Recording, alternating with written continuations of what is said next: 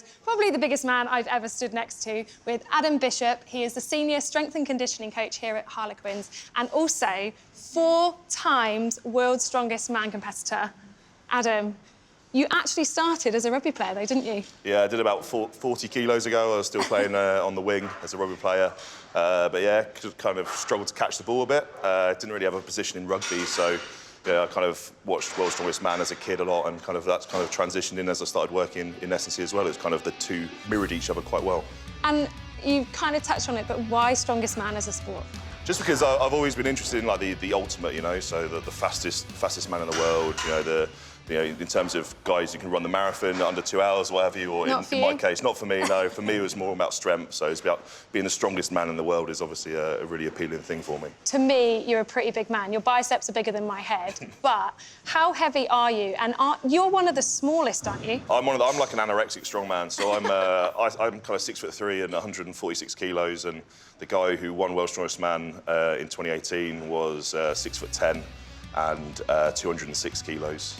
Most of you guys will probably know him as the Mountain from Game of Thrones. He's actually the actor in that show. Hafthor Bjornsson from Iceland. He's a giant man. And have you thought about an acting career?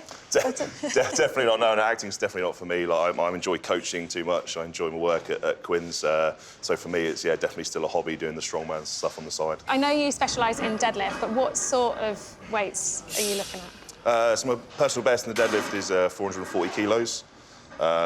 Which is, quite a bit. Put that into perspective for me. I weigh 60 kilos. Yeah, that's a lot of you. So 8 and a little bit. Effectively, it's probably about 4 Chris Robshaws is probably a good way to look at it. How does that relate to the weights that the rugby players are lifting? So 4 Chris Robshaws, but what does Chris Robshaw actually lift? So probably one of our best deadlifters would be Carl Sinclair. He's pulled 270 on a straight bar in the past, so his best is obviously 270, mine's 440, but I can guarantee he can run a lot further than I can on the field. So, yeah, it's all swings and roundabouts, really. And what other components of the skills do you like doing? Because you lift up the big Atlas stones. Yeah, that's it, yeah. So the Atlas stones are like a big kind of pivotal event. Everyone knows it's like the signature event of strongman. The truck pulls as well, everyone likes to see.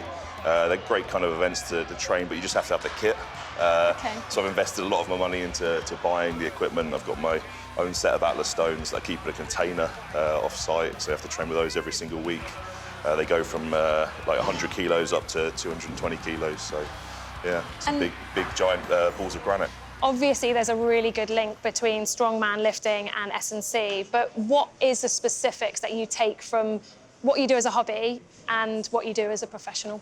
Yeah, so it's the same basics, you know, it's the same kind of lifting, you know, big weights with correct form. So I'm a keen kind of coach, so I enjoy coaching movements and stuff, so I'll look at the guys lifting. It's the same movements. I still do squats, deadlifts and presses and military press, and our guys will do the same. Be able to translate what I know how to do those and then get the players doing it is quite easy for me. You're juggling a full-time job and full-time Strongest Man training. How do you manage it? Well, I don't have kids, which is a good start. But no, a dog though. I've got a tiny little dog that sleeps all day, so that's easy. No, so it was a struggle. You know, before or mid-June, I was training at 5:30 in the morning to get those sessions done, and it's tough doing heavy lifting at that time before work. Luckily, I've built a purpose-built gym in my garden now, so I can kind of finish work here, go home, maybe have a nap, eat some food, and then train at home. We're on very strict diets, and we try and put away as many calories as you can. So at the moment, I'm having 6,500 calories a day at the moment, just to push my body weight up a little bit for the next coming show, which is good. And obviously, my girlfriend's really understanding. She does like Ironman, so she understands that the commitment. We're both kind of a bit crazy with our sport, so it's good to have someone supporting you at home.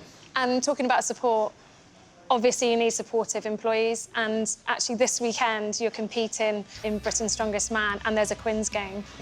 What happens there? So, yeah, the club's fantastic. They give me the time off to go and compete. If it's abroad, you know, taking 2 weeks off to go and compete at Worlds in the summer. And I think this year Worlds is going to be around finals times. That could be interesting.